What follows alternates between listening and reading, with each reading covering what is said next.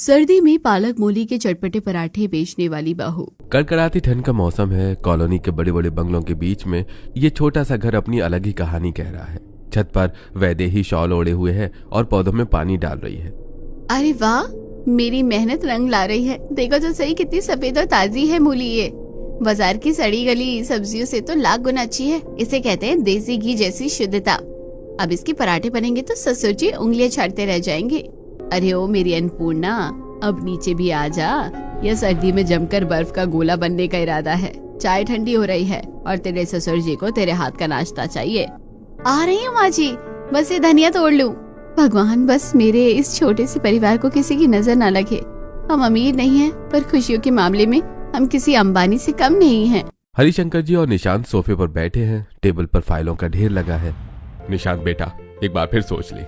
ये कोई छोटा मोटा फैसला नहीं है। मेरा पूरा रिटायरमेंट का पैसा और ऊपर से ये बैंक का इतना बड़ा लोन, सब कुछ लगा दिया है हमने। वो स्कूल हमारा सपना जरूर है, पर डर लगता है कहीं लेने के देने न पड़ जाए। मिडिल क्लास आदमी को सपने भी अपनी चादर देखकर देखने चाहिए। पापा, आप बागवान फिल्म के अमिताभ बच्चन की तरह इमोशनल मत होइए। मैं हूं ना आपका श्रवण कुमार। मेरी जॉब अच्छी चल रही है, प्राइवेट कंपनी है, पर सैलरी टाइम पर आती है। EMI मैं संभाल लूंगा। आप बस अपने गांव के बच्चों के भविष्य के बारे में सोचिए। अच्छे काम में रिस्क तो लेना ही पड़ता है ना। तभी वहाँ वैदेही चाय लेकर आती है। बिल्कुल सही कह रहे हैं ये। और वैसे भी जब नीयत साफ हो तो ऊपर वाला भी रास्ता बना देता है। आप फिक्र मत कीजिए, घर खर्च में थोड़ी कटौती कर लूंगी। कंजूसी करने में तो वैसे भी मैं एक्सपर्ट हूँ। देख रहे हो जी, बहू हो तो ऐसी। घर को मंदिर बना रखा है इसने। बस भगवान करे हमारा ये सपना पूरा हो जाए। शाम का वक्त है। हॉल में कुछ औरतें बैठी हैं। उनमें मिसेज शालिनी ओबेरॉय सबसे अलग दिख रही हैं। अरे गायत्री, मैंने अभी शर्मा जी की पत्नी से सुना तुम लोग गांव में स्कूल खोल रहे हो। हाँ शालिनी भाभी, ये निशांत के पापा का सपना है कि गांव के गरीब बच्चों को शिक्षा मिले। बस उसी कोशिश में लगे हैं। सपना? अरे गायत्री, सपना देखना अच्छी बात है, पर अपनी हैसियत भी तो देखनी चाहिए। बुरा मत मानना, पर तुम लोगों के घर के सोफे का कवर बदलने के पैसे नहीं हैं और चले हो समाज सेवा करने।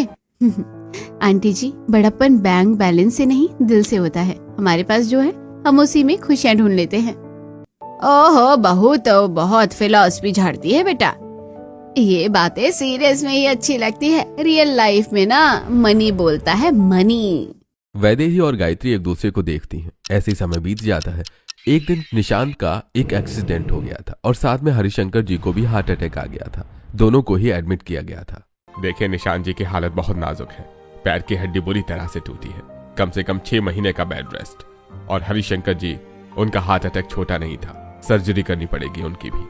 आप लोग काउंटर पर जाकर 10 लाख रुपए जमा करवा दीजिए, तभी हम इलाज शुरू कर पाएंगे। डॉक्टर साहब, 10 लाख? हम तो लुट गए साहब। एक ही रात में मेरे घर के दोनों खंबे गिर गए। मेरा सुहाग और मेरा बेटा। हाय राम, ये कैसा इम्तिहान ले रहा है तू। डॉक्टर साहब, हम इतने पैसे कहाँ से लाएंगे। माँ जी संभालिए खुद को। डॉक्टर साहब, आप इलाज शुरू कीजिए, मैं पैसों का इंतजाम करती हूँ। बहू, अब क्या होगा? समाज वाले तो तमाशा देखेंगे, कहेंगे बड़े सपने देखने चली थी स्कूल खोलने के, अब अस्पताल का बिल भरने के लाले पड़ गए हैं। कुछ महीने बीत चुके हैं। निशांत बिस्तर पर पड़ा है। उसके पैर पर प्लास्टर चढ़ा है। किचन में राशन के डिब्बे खाली हो चुके हैं। तभी वैदेही का फोन बजता है। हेलो मिसेस वैदेही, अरे पहली किश्त की डेट निकल गई है। अगर कल तक पैसे नहीं आए तो पेनल्टी लगेगी और घर पर नोटिस चिपका देंगे। फोन कट जाता है। हे भगवान, अब क्या करूं? घर में तो फूटी कौड़ी नहीं बची है। वैदेही, मुझे जहर दे दे। मैं तुम लोगों पर बोझ बन गया हूँ। न मैं बाप का इलाज करवा पाया, न घर बचा पा रहा हूँ। कैसा मर्द हूँ मैं। बेटा, इसमें तेरी गलती नहीं है। ये कलयुग है। जिन रिश्तेदारों को हमने सर पर बिठाया था, आज मुसीबत में कोई फोन नहीं उठा रहा है। सबने ऐसे मुंह फेर लिया। माँ जी, रोने से कर्जा नहीं उतरेगा। और निशांत जी, आप बोझ नहीं हो, मेरी ताकत हो। वैदेही अपनी चूड़ियां उतारती है। ये लीजिए माँ जी, ये मेरी शादी की निशानी है, पर मेरे सुहाग की जान से बढ़कर नहीं। इन्हें सुनार के पास ले जाइए। कम से कम 1 महीने का राशन और किश्त तो निकल ही जाएगी। हाय मेरी बच्ची, जिस उम्र में तुझे गहनों से लादना चाहिए था, तू अपना स्त्री धन बेच रही है। मैं कैसी सास हूँ जो अपनी बहू का जेवर उतरवा रही हूँ। आप जाइए, देर हो रही है। ऐसे कुछ दिन बीत जाते हैं। सुबह का समय था। घर में टेंशन का माहौल चल रहा था। वैदेही अपनी छत पर बैठी थी और अपने पौधों को देख रही थी। नहीं वैदेही, तू ऐसे हार नहीं मान सकती। अगर तू टूट गई तो इस घर को कौन संभालेगा। रोने से पेट नहीं भरता। कई दिनों से घर में टेंशन का माहौल। अब मैं अपने हाथों का जादू दिखाती हूँ, सबकी टेंशन छू कर दूंगी। आज बनाऊंगी अपने हाथों से पालक मूली के पराठे।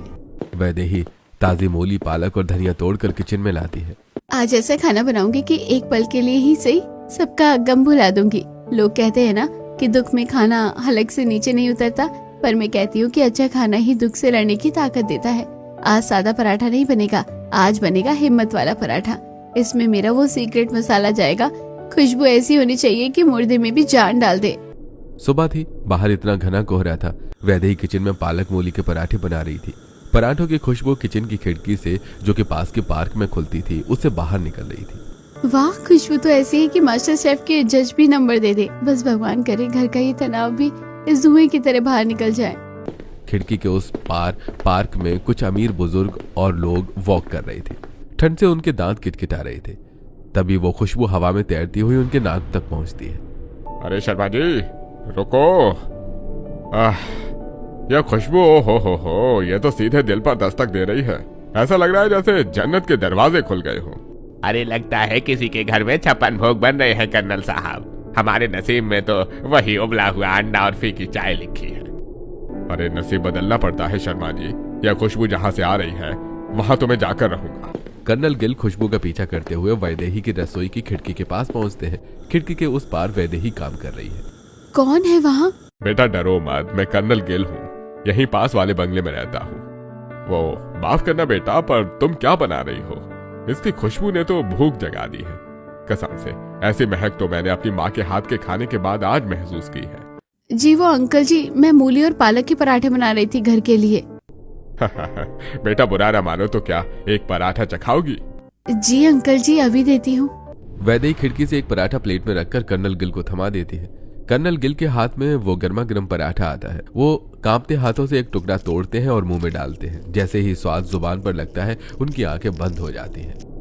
ओहो ओए होए होए होए, बेटा ये खाना नहीं है, ये तो अमृत है, अमृत। वाह क्या स्वाद है। मेरे घर में तो मेरी बहू वो अंग्रेजी घास फूस और सूखी ब्रेड देती है। असली सुख तो इस देसी पराठे में है। बेटा एक और मिलेगा क्या? जी अंकल, अभी देती हूँ। आपको पसंद आया मेरी मेहनत कर्नल गिल जी? अरे पगली, ये पाप नहीं पुण्य का फल है। हुनर की कद्र होनी चाहिए। और सुनो, अगर तुम बुरा ना मानो तो क्या रोज सुबह मेरे और मेरे 2-3 रिटायर्ड दोस्तों के लिए ऐसे ही 3-4 पराठे बना दिया करोगे? बदले में हम तुम्हें पैसे भी देंगे तुम्हारी मेहनत के। हमें डॉक्टर ने बाहर का खाना मना किया है, पर तुम्हारे हाथ का ये घर वाला खाना तो दवा से भी बेहतर है। वैदेही कुछ देर सोच में पड़ जाती है और फिर कहती है, जी अंकल जी, आप कल अपने दोस्तों को भी ले आइएगा, मैं बना दूंगी। जीती रहो बेटा, तुमने तो आज दिन बना दिया। कल मिलते हैं फिर, हाँ, इसी मैजिक विंडो पर। कर्नल गिल वहां से चले जाते हैं। वैदेही मन ही मन मुस्कुराती है। किसी ने सही कहा है, जब सब दरवाजे बंद हो जाते हैं तो भगवान एक नया दरवाजा खोल देते हैं। बस खुल गया वो दरवाजा। वैदेही गायत्री देवी के पास जाती है। उसकी नंद ईशानी भी अब घर आ गई थी, जो कि पहले हॉस्टल गई थी पढ़ने के लिए। वैदेही दोनों को सब कुछ बताती है। हाय राम वैदेही, तेरी मती तो नहीं मारी गई? लोग क्या कहेंगे कि बहू अब हलवाई बन गई, नाक कटवाएगी हमारे पूरे मोहल्ले में।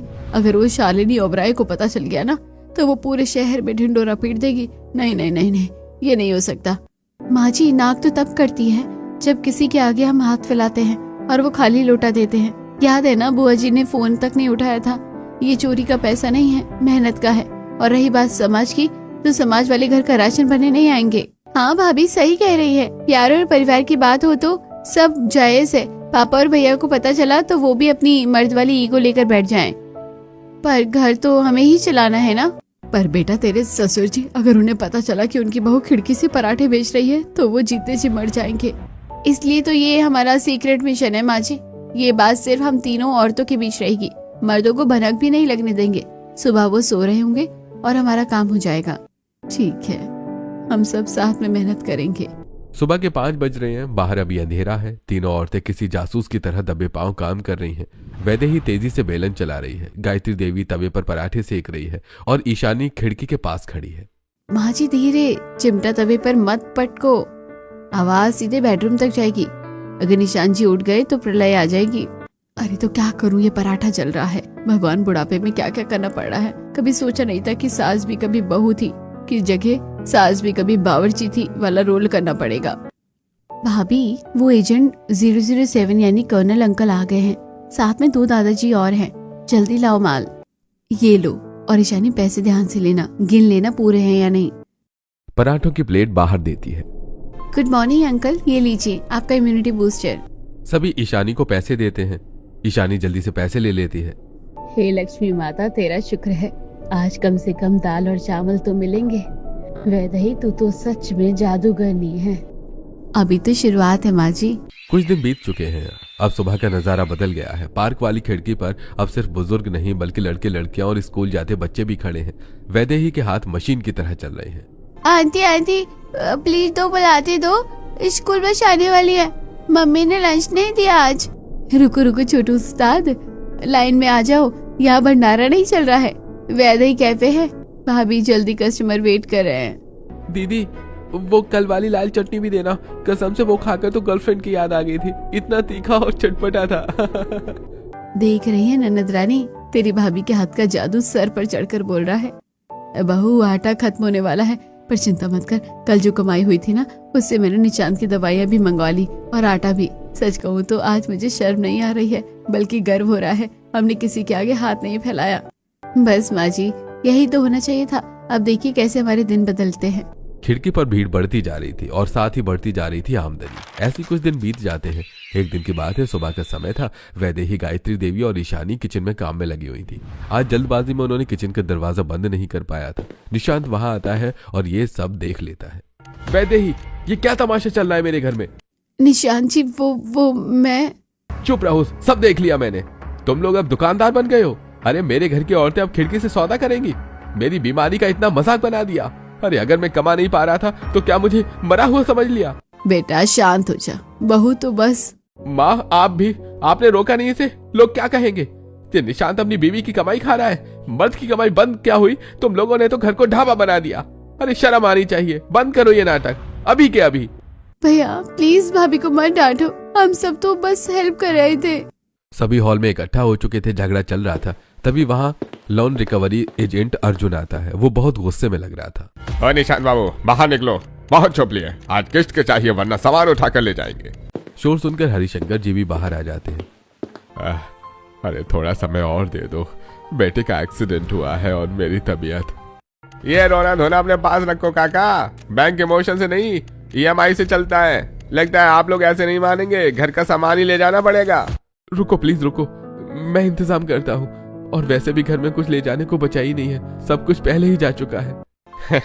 क्या इंतजाम करेगा लंगड़े, तेरे पास तो फूटी कौड़ी नहीं है। तभी वैदेही अपने कमरे में जाती है और कुछ देर बाद बाहर आती है। उसके हाथ में एक स्टील का डिब्बा है।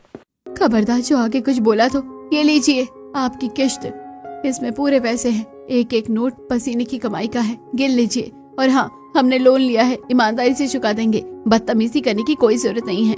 अरे मैडम जी, पहले ही तो दे देते, इतना ड्रामा नहीं होता। अर्जुन सारे पैसे डिब्बे से निकालता है और गिनता है। ठीक है, पूरे हैं, अगली किस्त टाइम पे दे देना, वरना की जरूरत नहीं पड़ेगी भैया जी। इस घर की औरतें जिंदा हैं अभी, आप जाइए, दरवाजा उधर है। एजेंट अर्जुन वहाँ से चला जाता है। वैदेही, तुम्हारे पास ये पैसे कहाँ से आए? ये पैसे हम तीनों ने मेहनत के कमाए थे। ये वही पैसे हैं जो हमें पालक मूली के पराठे बेचकर मिले थे। वैदेही, मुझे लगा था मैं घर का हीरो हूँ, पर असली हीरो तो तुम निकली। मुझे माफ कर दो। आज से इस काम में मैं भी तुम्हारी मदद करूंगा। हम सब साथ मिलकर काम करेंगे। अगले दिन वैदेही सब्जियां लेने बाजार गई। वहां पास में ही एक महंगी साड़ी की दुकान के बाहर 2 अमीर औरतें खड़ी होकर बातें कर रही हैं। वैदेही पास में ही सब्जी ले रही है और उनकी बातें सुन रही है। हाय डॉली, क्या बताओ, इस ठंड में तो बिस्तर से निकलने का मन ही नहीं करता। और ऊपर से मेरी मेड वो कल मुही आज फिर नहीं आई। सुबह सुबह नाश्ता बनाने में मेरे तो मैनिक्योर खराब हो गए हैं यार। सेम डियर डार्लिंग, वो किचन में जाओ तो ठंड लगती है। पतिदेव को तो सुबह सुबह गर्मा गर्म पराठे चाहिए और मेरा तो मन करता है कि कोई जादू हो जाए, बस मैं रजाई में रहूं और गर्मा गर्म चाय नाश्ता बेड पर आ जाए और नाश्ते में गर्मा गर्म चटपटे पराठे ही। सच में डार्लिंग, मजा आ जाएगा। बात तो सही कही, सर्दियों में चटपटे पराठे, वाह वाह, मजा आ जाएगा ना। पास में खड़ी वैदेही ये सब सुन रही थी। अरे वाह, इनकी समस्या ही तो मेरा समाधान है। इन्हें रजाई प्यारी है और हमें कमाई। आइडिया सिर्फ पाक क्यों, अब तो घर घर वैदेही के पराठे पहुंचेंगे। इसे कहते हैं आपदा में अवसर। सच में भगवान तुझसे ग्रेट हो, जितने दरवाजे बंद किए थे उतने ही फिर से खोल दिए। वैदेही बाजार से दौड़ती हुई घर आती है। पूरा परिवार हॉल में बैठा था। निशांत जी, माँ जी सुनिए, मुझे एक जबरदस्त आइडिया आया है। हम सिर्फ पाक वालों के भरोसे क्यों रहे? पूरे मोहल्ले में ऐसी कई औरतें हैं जिनसे ठंड में काम नहीं होता। हम होम डिलीवरी शुरू करेंगे। पर बेटा, घर घर जाकर कौन देगा? मैं दूंगा माँ। जब मेरी पत्नी घर की ढाल बन सकती है तो क्या मैं उसका सारथी नहीं बन सकता? मेरा पैर टूटा है, हौसला नहीं। मैं स्कूटी तो नहीं चला सकता, पर पैदल धीरे धीरे जाकर आसपास के घरों में तो दे ही सकता हूँ ना। और फोन पर ऑर्डर भी ले लूंगा। बिल्कुल, हम एक टीम की तरह काम करेंगे। अब हम बनेंगे मोहल्ले के पराठा किंग्स। वैदेही घर के बाहर एक बैनर लगाती है। बैनर पर फोन नंबर लिखा था और लिखा था वैदेही के स्पेशल विंटर पराठे, अब आपके घर पर होम डिलीवरी। भाभी, फोन बज रहा है, पहला ऑर्डर आ गया। जय माता दी। वैदेही फोन उठाती और बात करती है। हेलो जी, तो मूली के पराठे? ठीक है, अभी भिजवाते हैं, एकदम गर्मा गर्म। कड़कड़ाती ठंड में निशांत धीरे धीरे पैदल जा रहा है। उसके हाथ में एक टिफिन है। वो जल्दी से डिलीवरी देकर लौटता है। मोहल्ले की कुछ औरतें उसे देखकर उसका मजाक उड़ा रही थी। हाय राम, डॉली देख तो, ये तो निशांत है। बेचारा इंजीनियर से सीधा डिलीवरी बॉय बन गया। क्या दिन आ गए हैं इनके। अरे वैदेही तो फिर भी किचन में है, पर इस लंगड़े घोड़े को सड़क पर दौड़ते देख मुझे तो बड़ा तरस आ रहा है। इज्जत की तो धज्जियां उड़ा दी इन्होंने। निशांत उनकी बातों को अनसुना करते हुए जा रहा था। अरे निशांत बेटा, रुकना जरा। अरे मान गए तुम्हारी हिम्मत को। अरे पैर टूटा है फिर भी परिवार के लिए इतनी मेहनत कर रहे हो। भगवान तुम्हें खुश रखे। शुक्रिया अंकल, अगर परिवार है तो सब मुमकिन है। निशांत आगे बढ़ जाता है। ऐसे कुछ दिन बीत जाते हैं। उनका ये होम डिलीवरी वाला काम भी चलने लगता है। लेकिन ये सब शालिनी ओबेरॉय को एक आंख नहीं भा रहा था। एक दिन वो गायत्री देवी के घर पहुंचती है गुस्से में। गायत्री, ओ गायत्री, बाहर निकलो। तमाशा बना रखा है तुम लोगों ने इस वीआईपी कॉलोनी का। क्या हुआ शालिनी भाभी, इतना शोर क्यों मचा रही हो? सब ठीक तो है ना? ठीक खाक ठीक है। तुम लोगों ने इस एरिया को सब्जी मंडी बना दिया है। जिधर देखो लोग तुम्हारे घर का पता पूछ रहे हैं। पार्क में भिखारियों जैसी लाइन लगी रहती है और वो बदबू, तुम्हारे उस सस्ते तेल और मूली की बदबू मेरे ड्राइंग रूम तक जाती है। आंटी जी, वो बदबू नहीं, मेहनत की खुशबू है। और हम कोई चोरी चकारी नहीं कर रहे हैं, अपने घर की रसोई में खाना बना रहे हैं। जुबान मत लड़ा मुझसे। तुम जैसी 2 टके की औरतों की वजह से ही हमारी वीआईपी कॉलोनी कूड़ेदान बन गई है। मैं सेक्रेटरी से शिकायत करूंगी, पुलिस बुलाऊंगी। ये ढाबा बंद करो, वरना मैं तुम लोगों का हुक्का पानी बंद करवा दूंगी, समझी? नहीं शालिनी भाभी, पुलिस मत बुलाना, हमारी इज्जत मिट्टी में मिल जाएगी। हम देख लेंगे। माँ जी, आप हाथ न छोड़िए। मिसेज ओबराय, पुलिस तो चोरों के लिए आती है, मेहनत करने वालों के लिए नहीं। ये मेरा घर है और मुझे अपनी रोजी रोटी कमाने का पूरा हक है। आप शौक से पुलिस बुलाइए, मैं भी देखती हूँ कि मेहनत करना कौन सा गुनाह है। वो मदर इंडिया वाला जमाना गया, अब औरतें डर कर चुप नहीं बैठती हैं। बहुत जुबान चलने लगी है तेरी, देख लूंगी तुझे। अगर कल तक ये तमाशा बंद नहीं हुआ ना तो मेरा नाम भी शालिनी ओबरॉय नहीं। शालिनी वहां से चली जाती है। दोपहर का समय है, लेकिन बाहर इतना घना कोहरा है कि ऐसा लग रहा है कि शाम हो गई हो। शालिनी के गार्डन में डेकोरेशन का काम चल रहा है। शालिनी अपनी सहेली पिंकी के साथ खड़ी होकर बातें कर रही है। मेरी पार्टी में सब कुछ परफेक्ट होना चाहिए। मिसेज खन्ना और मिसेस मल्होत्रा आ रही हैं, उनकी आंखें फटी की फटी रह जानी चाहिए। चिंता मत कर शालिनी, तेरा सब कुछ बेस्ट ही है। और सुना है तूने सबसे अच्छे कैटरिंग मंगवाई है। तभी शालिनी का फोन बजता है। शालिनी फोन उठाती है। हाँ मिस्टर बन्ना, कहाँ पहुँची आपकी टीम? 6 बजने को है, कुछ देर में स्टार्टर्स रेडी चाहिए मुझे। अगले ही पल शालिनी के चेहरे पर मायूसी छा जाती है। क्या बकवास कर रहे हो? ट्रक पलट गया तो दूसरा ट्रक भेजो। मुझे नहीं पता, क्या मतलब? कोहरा बहुत ज्यादा है। हेलो। फोन कट जाता है। क्या हुआ शालिनी, किसका एक्सीडेंट हो गया? कोहरे की वजह से कैटरिंग वाले का ट्रक हाईवे पर पलट गया, सारा खाना बर्बाद हो गया, वो नहीं आ रहे हैं। हाय राम शालिनी, 2 बज चुके हैं, 6 बजे मेहमान आ जाएंगे। 4 घंटे में नया कैटर कहाँ से लाएंगे? इस कोहरे में तो कोई पिज्जा वाला भी डिलीवरी नहीं दे रहा है। मुझे कुछ समझ नहीं आ रहा कि मैं क्या करूं। तभी शालिनी एक समझदार सहेली नीलिमा उसके पास आती है। देख शालिनी, ईगो साइड में रख। अगर इज्जत बचानी है तो एक ही रास्ता है, वो सामने वाली वैदेही। क्या उस ढाबे वाली के पास जाऊं? मर जाऊं पर उसके पास न जाऊं। कल ही उसे सुना कर आई हूँ। तो फिर मर जा भूख और बेइज्जती से। अरे अकल की दुश्मन, उसके पराठों की खुशबू पूरी कॉलोनी में मशहूर है। सर्दियों का समय है, हर कोई गर्मा गर्म और चटपटा कुछ खाना चाहता है। शालिनी एक पल सोचती है और फिर वो वैदेही के घर जाती है। मिसेज ओबरॉय, आप इस वक्त? वैदेही, वो मुझे तुम्हारी मदद चाहिए। मेरा कैटर नहीं आया, 6 बजे पार्टी शुरू होनी है, मेरी नाक कट जाएगी। अब प्लीज कुछ मदद कर दो, मैं हाथ जोड़ती हूँ। आंटी जी, पड़ोसी ही पड़ोसी के काम आते हैं, आप फिक्र मत कीजिए। माँ जी, ईशानी तवा गरम करो, बड़ा ऑर्डर आया है। निशांत जी, सब्जियां निकालो, आज शालिनी आंटी की पार्टी में हमारे पराठों का जलवा होगा। शालिनी की आंखों में आंसू आ जाते हैं। उसे उम्मीद नहीं थी कि जिस लड़की को उसने इतना जलील किया वो बिना एक भी ताना मारे मदद के लिए तैयार हो जाएगी। कुछ समय बीत जाता है। शालिनी के गार्डन के एक कोने में वैदेही ने अपना देसी किचन सेट कर लिया है। पूरा परिवार पालक और मूली के पराठे बना रहा है और साथ में गर्मा गर्म चाय भी। कुछ ही देर में मेहमान आना शुरू हो जाते हैं और जब सभी मेहमान पालक और मूली के पराठे खाते हैं तो खुशी के मारे झूम उठते हैं। वाह भाई वाह, क्या स्वाद है, कसम से ताज होटल का शेफ भी इसके आगे फेल है। अरे शालिनी, तूने तो कमाल कर दिया, तूने तो दिल खुश कर दिया। यार डॉली, मेरी डाइटिंग की तो वाट लग गई, पर क्या करूं, ये तेरा मूली का पराठा तो मुझे शिल्पा शेट्टी से सीधा भारती सिंह बनाने पर तुला है। देख लो दुनिया वालों, जिसे तुम मिडिल क्लास कहकर ताना मारते थे, आज उसी के हाथ का खाना खाने के लिए लाइन पर लगे खड़े हो। हे भगवान, इज्जत बच गई। वैदेही ने तो सच में जादू कर दिया। देख रही है ईशानी, ये वही लोग हैं जो कल नाक से कोड़ रहे थे। स्वाद में बड़ी ताकत होती है, ये अमीरी गरीबी का फर्क मिटा देता है।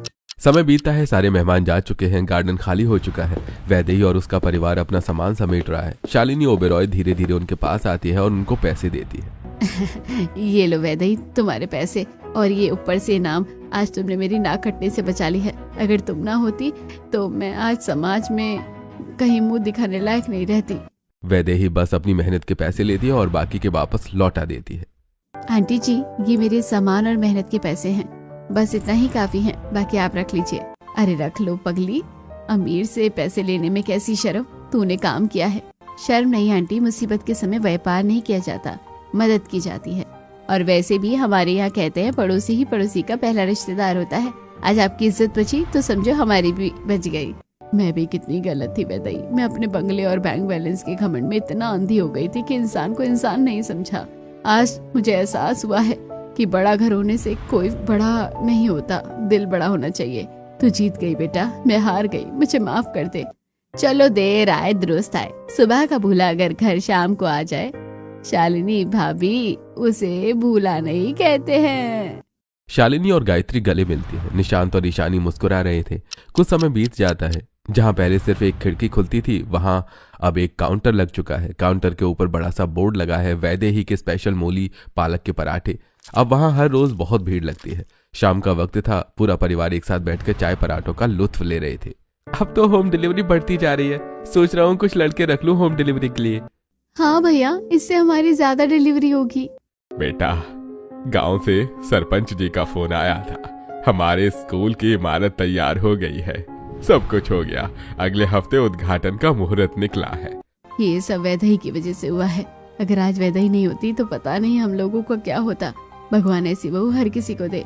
वक्त चाहे कितना भी मुश्किल हो, अगर परिवार ढाल बनकर साथ खड़ा हो और नियत में खोट ना हो तो हर खिड़की से कामयाबी का सूरज जरूर निकलता है। याद रखिए, मेहनत का फल जरूर मिलता है।